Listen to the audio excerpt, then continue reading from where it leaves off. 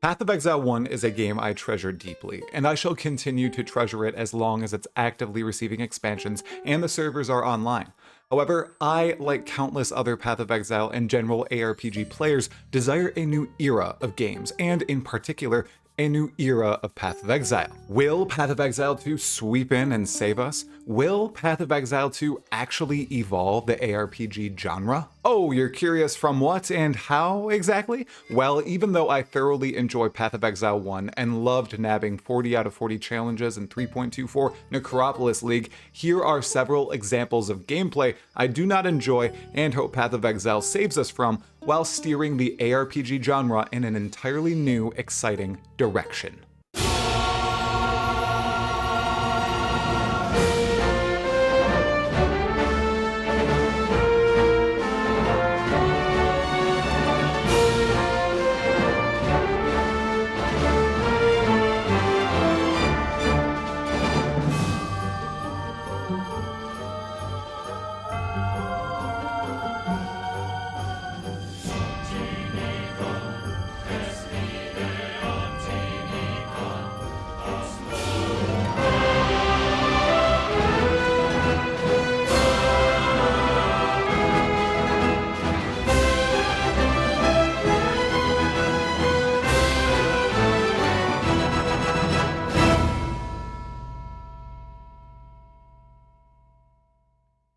That's pinnacle ARPG gameplay right now, right there. Okay, let's return to some chill Path of Exile 2 gameplay footage. Now, don't get me wrong, I don't think people shouldn't be able to go and do this in Path of Exile 1. It's there, it's in the game, and quite possible. Go for it, but I'm looking for a different vibe in Path of Exile 2. There are plenty of other players who deeply like this type of gameplay, consistently, and fret not, Path of Exile 1 shall stay this way, and if the last two leagues are any indication, lean on it hard in the future. However, Path of Exile 2's vibe won't match this, at least not at the outset. Additionally, I'd argue they'll attempt to steer slightly toward this and in an entirely new direction for POE2. And no, that POE2 vibe I'm yearning for is not No Rest for the Wicked, wherein every attack is massively weighty and scaling is, well, not into godhood as it is in POE1, and will be at a slower rate in POE2. No Rest for the Wicked, in my expertly personal opinion, is not the type of isometric ARPG evolution Path of Exile 2 is or should go for. Which begs the question, what kind of vibe, what kind of evolution is it going for, and how will it achieve that state of change? Well, Talamoana, my fellow exiles, let's discuss. The vibe of Path of Exile 2 is clear as the Lake of Kalandra, but hopefully not as poorly received. The atmosphere is dark and gritty, with a constant cycle of deadly tension and drastic dopamine releases. The focus on extreme customizability is high, with a clear line for a new player to go from novice to veteran in the game itself. These two ideas coalesce to form a clear vibe for POE2. It seeks to be what Path of Exile 1 yearned to be, an excellent isometric ARPG with killer combat and endless customization. But while the vibe is simple, the path to achieving it requires a complex evolution, one that may upset many POE1 players and bring an entirely new audience to Path of Exile 2. I've broken down this evolution into 4 distinct categories: visibility, enhanced customization, true action combat, and content overload. One category might bleed into another, but each are unique and seem to be focal points of how Path of Exile 2 is pushing the envelope and crafting the next era of ARPGs. First up, let's talk visibility. This is a titanic issue in numerous ARPGs, not just Path of Exile 1. Yes, I do think at the top end, POE1 exhibits the worst qualities of clutter. There's simply too much of it, but other games like Diablo 4 also showcase lack of visual clarity in other ways I'm not too in love with. However, POE2 seeks to address this in 2 clear ways. First, player scaling will be kept in control, while player power will still be able to be ridiculous. A great example is instead of shooting 1,000 projectiles per second, you can shoot 50 and accomplish the same thing. It just doesn't destroy the screen. This goes for player abilities, monster density, and more. This will drastically assist visual clarity while running around blasting packs and fighting bosses, which is a huge win. Another note on bosses, Diablo 4 and clarity. In POE2, damage numbers shall exist, but they will not be as invasive as Diablo 4. Instead, they'll appear next to a boss's health bar like an Elden Ring. This is a feature quite a few players seem to be excited about. Additionally, Path of Exile's other historic visual clarity problem is loot. It's ridiculous, and in some cases, it's enough to completely deteriorate your experience. In POE2, they're cutting down on the trash loot, so less will drop, but what does drop shall be more valuable. They're accomplishing this in multiple ways, such as giving value to various item base types and rarities, as well as grouping unidentified items into tiers. On top of this, more value is being placed on merchants and gold. Some of your upgrades are going to move from dropping off monsters or being bought from players to being traded with vendors in town. This is all great stuff, and I cannot wait to see it in action all together. Next, let's delve into enhanced customization. Path of Exile 1 already upped the ante from previous titles in the genre with its massive passive skill tree, skill gem system, itemization, ascendancies, and all the features stemming from those core 4 concepts. Path of Exile 2 expands this readily. First, the confirmed upgrades. We know the skill gem system is moving from being socketed into gear and now into your character, making experimentation with new skills easier, allowing you to easily equip new items you find, and additionally, and outside of this tight scope, tons of new skills can be added easily with their new animation and special effects rigging and pipeline. Second, we'll be able to configure multiple passive skill trees that swap depending on the weapon we're using.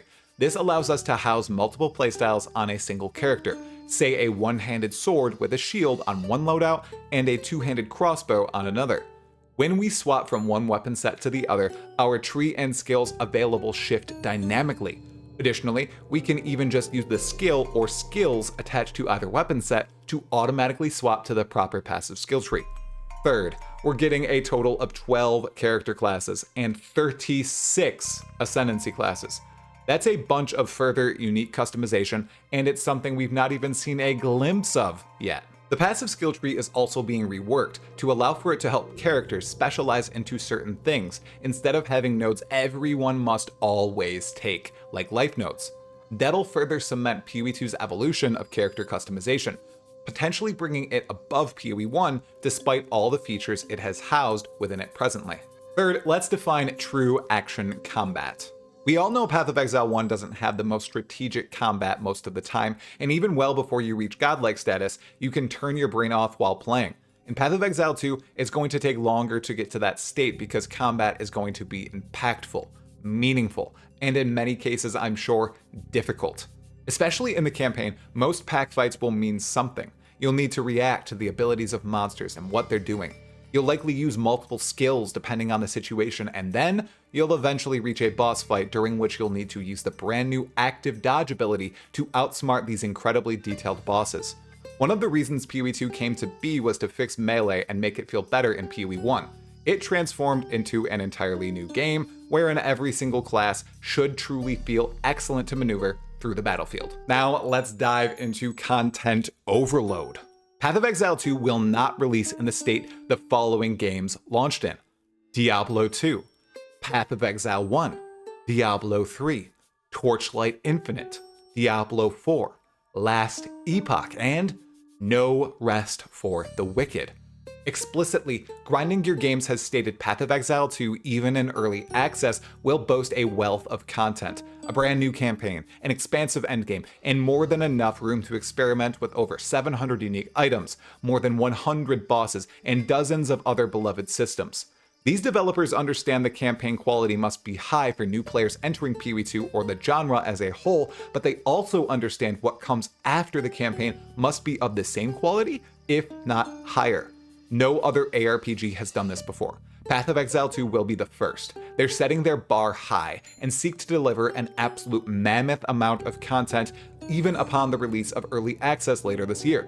Oh, and did I mention all of it looks, sounds, and plays beautifully? If this all works out, it'll be a spectacular evolution, and I'm pretty confident Grinding Gear Games shall succeed.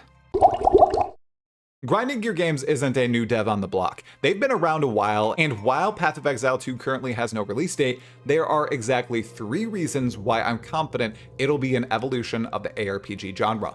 First, the developers are intentionally making delays and pushing back against both large swaths of the community and their publisher, Tencent. They are cognizant of the fact that Path of Exile 2 needs to be ready before it is released. It cannot be undercooked. There's no way Tencent are happy with the fact that Path of Exile 2's early access, which was supposed to start in about 2 weeks on June 7th, 2024, is now delayed until the end of the year. As Jonathan Rogers has said about POE2's development, with every few months that pass by, they're leaving money on the table with both slower POE1 development and having POE2 staying behind the scenes longer and longer. They are keen on getting this game released in a proper state with every ounce of evolution we've outlined in this video, and that's a good thing. Second, Grinding Gear Games has a proven track record and they are a company we can trust. No matter your opinion on Path of Exile 1, they've been running the game for over a decade now and have built upon its foundation over and over, evolving the ARPG genre with patch after patch. The game began as a bare-bones spiritual sequel to Diablo 2, which was a game beloved by at least one of Grinding Gear Games' founders, Chris Wilson, and turned it into a titan of the gaming industry, helping propel up a small indie company into a true force to be reckoned with. Here's Path of Exile 1 in 2010. Here's Path of Exile 1 in 2015. Here's Path of Exile 1 in 2020. And here's Path of Exile 1 now. The game has evolved over time thanks to the very same people working on POE2. Seriously, POE2 is almost guaranteed to be the evolution many of us are searching for. Third, Path of Exile 2 has a clear vision, with minor touch-ups being done by others and input from the greater POE and ARPG community. However, and this is key, the game is being designed with a very pointed purpose in mind by someone who is clearly envisioning what they think is the best action role-playing game that can currently be made. Yes, I am merely summarizing the role of game director, the role of Mr. Jonathan Rogers. But it's a role that is lacking in many games that have AAA budgets and quality as of late.